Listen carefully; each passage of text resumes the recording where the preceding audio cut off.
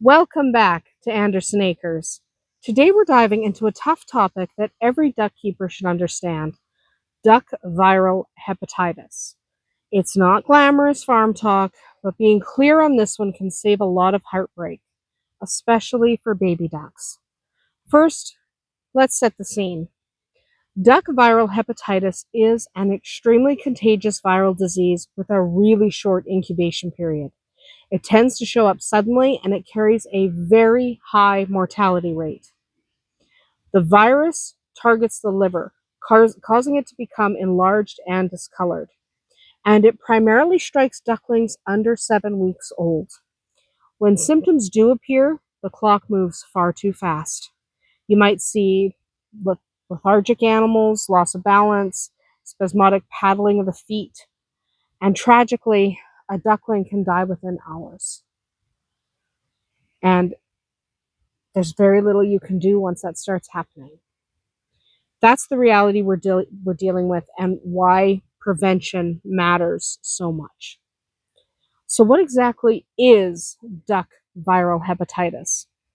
Well, under the umbrella term, you'll often hear duck hepatitis A virus, usually shortened to DHAV.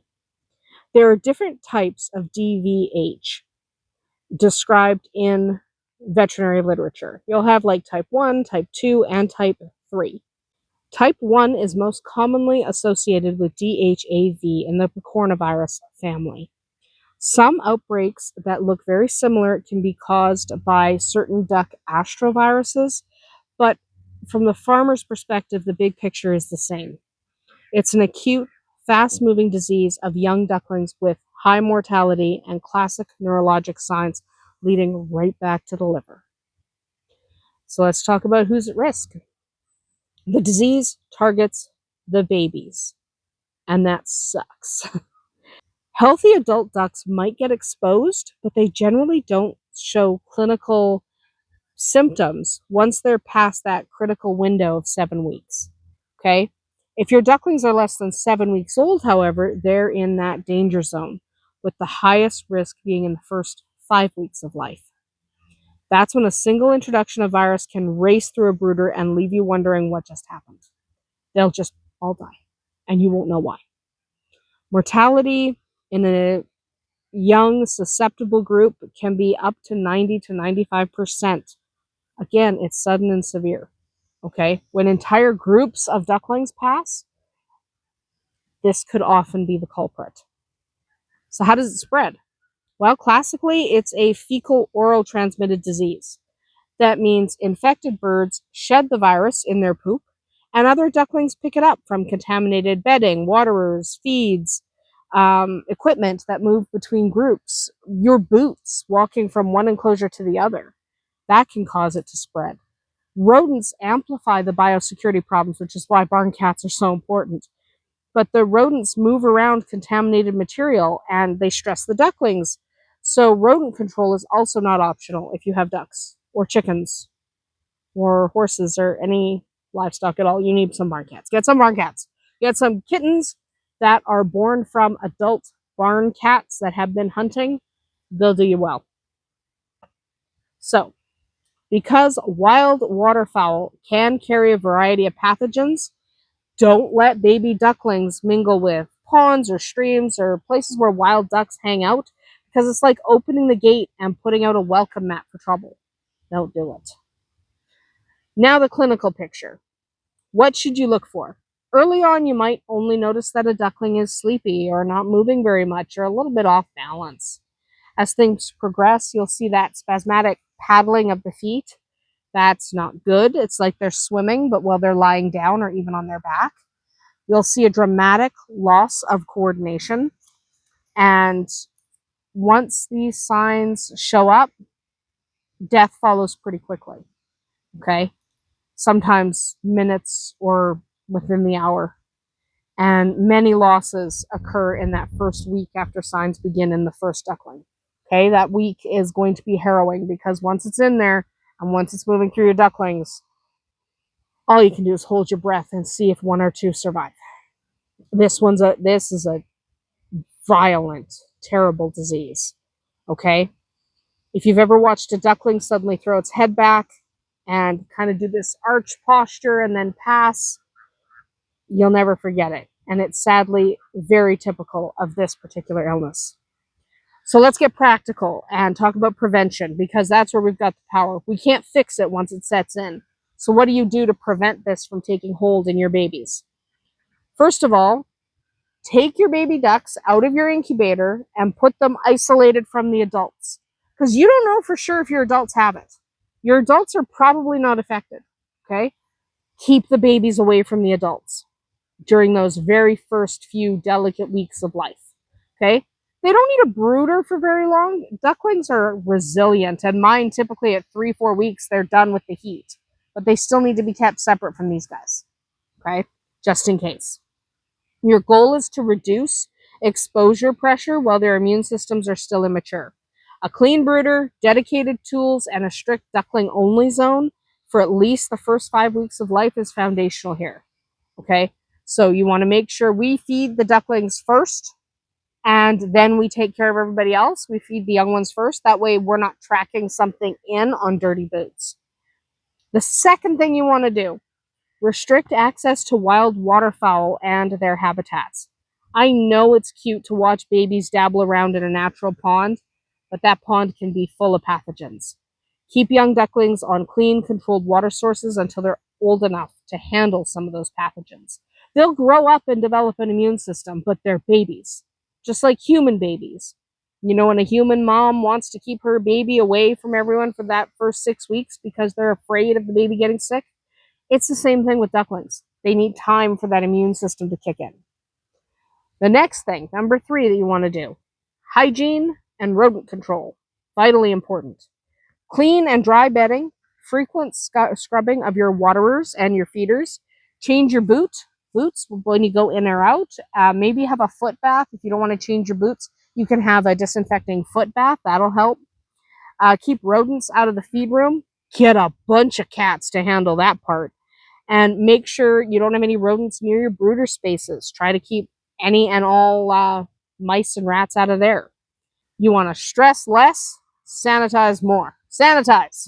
Keep things clean. You also want to know your breeder. Okay, so number 4 is knowing your breeder. Source from a breeder with solid health management, clean facilities, vaccination programs if they're a commercial breeder. If they're not a commercial breeder, they probably don't have a vaccination program. Okay, don't go to a small scale backyard hobby farmer and go, are your ducks vaccinated for? Because they're probably not. The thing you need to know about vaccinations for poultry, they're wicked expensive for backyard keepers. They're not going to be, but if you're purchasing from a large scale operation, a commercial operation, ask if the adults have been vaccinated. You want to make sure that the facility keeps transparent records if they are a large scale facility. You want to keep this disease off your farm before you bring those babies home, okay? So know the breeder, talk to them, right? Look at the adult flocks. Can I at least lay eyes on them? Can you show me pictures? I want to see the adults. I want to see where they live. You can see where ours live, on the grass. I want them to go in the barn. They don't want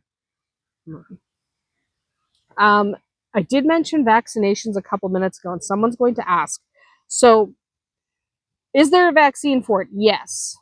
Are you likely to be able to obtain it? No. I'm not saying the vaccine's not worth it. I'm saying, first of all, you probably can't get it. Second of all, it's probably prohibitively expensive for a handful of ducks. But let's talk about it anyway. Because a good vaccine strategy is a powerful prevention tool. Okay? You can vaccinate your breeder ducks so that they pass maternal antibodies to their ducklings, giving the babies a head start during those risky early weeks. This is a standard practice in a lot of commercial flocks. It's not in most backyard flocks, okay? You'll see it discussed in the veterinary literature as a primary control method for DHAV. Now, it's not that the vaccine isn't good. The vaccine is fantastic. But, one, it doesn't replace the need for good biosecurity, because even if most of your birds are vaccinated, there's going to be 1 or 2 chicks who don't have the antibodies, and you're going to bring it on your shoes, and you're going to get them sick anyway. So it's not that the vaccine's not good. The vaccine is good. You still need to practice proper biosecurity. But let's face it, It's just like when somebody asks me about the Merrick's vaccine for chickens, I'm like, well, yeah, it's actually a really good one, but it's way too expensive for a backyard keeper to consider. So, I mean, if you're really interested in the vaccine, you could talk to your vet, but they're probably going to tell you they can't get it. And even if they can get it, they're probably going to tell you it's way too expensive for the small number of birds you're going to hatch. Okay? So, this is a vaccine that to me is not worth it just because of the high price tag. I mean, it would make ducks way too expensive to get into if you had to vaccinate them. So, maybe one day the ducks left. They're going in the bush. Maybe one day the price for vaccines of this type will come down, but for right now, it's not something you're likely to be able to get and not something you're likely to want to pay for, which is perfectly valid. Biosecurity is your first line of defense. So get really good at biosecurity and you should be okay. But let's walk through brooder management with this disease in mind. You want to start with a dedicated brooder that has not housed adult ducks. Remember, adult ducks are the ones that shed the disease. Keep the adult ducks out of your brooder. If you're reusing equipment, do a full clean and dry cycle before your new ducklings arrive. You want to manage temperature and ventilation really carefully because overheated, chilled, or damp ducklings are more susceptible to all diseases. Waterers should be sized so babies drink, not bathe. Okay? You want them to be able to dunk their heads, yes, because it's important. They got to be able to rinse their noses and their eyes. You don't want them to be able to get inside the water because wet litter is a virus taxi. What happens when they crawl out of the water? They get the litter wet. So keep things dry as much as you can. They are ducks. You want to create a traffic plan. Handle your youngest, most vulnerable ducklings first, then your older birds, and only then head out to the adult areas or your ponds. That one small habit reduces the chance of carrying pathogens toward the babies and make sure you're only moving things away from them. Okay? Start caring for the little ones, then move up the scale. And that way you can clean your boots, clean your hands, clean your tools before you come back out in the evening to look after the babies again. Okay? That way you're not making everyone sick all of the time. But what if, despite all your precautions, you suspect an outbreak? So you're going to want to act immediately. Isolate the affected group and tighten up your movement. Make sure you're not going back and forth. Okay? Absolutely make sure you are cleaning your boots, your equipment, and your hands between looking after the sick group and anyone else. If you have a group of sick birds, they get tended to last. So you are not taking pathogens from them to your other birds. Okay? It is very important. Call your veterinarian or a diagnostic lab so that you can get some tests done so you can find out what's going on. Because if it's this, there's not much you can do, but maybe it's something else. If you can't get testing done, isolate and just let it run its course to the best of your ability, right? There is no effective treatment once infection takes hold. So it's important that you handle containment, supportive care for the survivors, and protect your unexposed groups. You can't fix it. So maybe you can't do testing. I don't blame anyone who can't get their birds tested. Finding a vet that will do tests on a duck, especially a duckling, that's not easy. So you may have to just isolate the babies and let it run its course. It's going to be tragic. Okay, if this is what it is, the mortality rate's going to be wicked high and you're going to be really sad about it, and that's okay. So if you have babies that have died and you can get a vet to do a necropsy fast enough, maybe you can at least identify what's going on. On a necropsy, you'll expect to find enlarged or discolored livers, and that's characteristic for viral hepatitis in ducklings. Now, they might confirm with virus detection or typing to understand whether you're dealing with DHAV strain or an astrovirus that produces the same clinical picture. Knowing the type could be helpful if you're looking into vaccination. If you're planning to vaccinate, you need to know what you're vaccinating against. Otherwise, knowing the type almost doesn't matter. It's like, great, so it was an astrovirus instead of DHAV. You're still dead. Like, you still got to start again, right, with the babies. So unless you're planning to start a vaccination program, I wouldn't be too worried about what strain it is. I just want to talk a little bit here about biosecurity resets after losses. First, remove all organic matter.